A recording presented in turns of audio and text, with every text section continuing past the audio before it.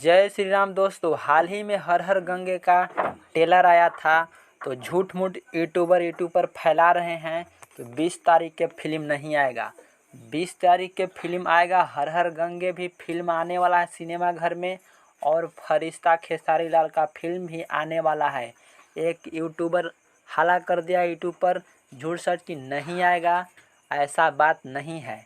Film आएगा 20 तारीख के, इंतज़ार कीजिए, सिनेमा घर में आने वाला है। आप बताइए, हर हर गंगे का ट्रेलर आप देखे होंगे तो कमेंट बॉक्स में ज़रूर बताइएगा कैसा लगा। ढेर यूट्यूबर बोल रहा है कि नहीं आएगा, फिल्म नहीं बिक रहा है, तो ऐसे वैसे लंद फंद कह रहा है, तो ऐसा बात नहीं है। रिश्ता भी खेसारी लाल के फिल्म एकदम बवाल और झकास फिल्म होने वाला है। सिनेमा घर में आने वाला है 20 तारीख को।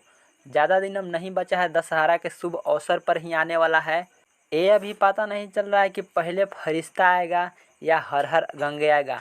दोनों फिल्म एकदम तहलका मचाएगा, बवाल मचाएगा।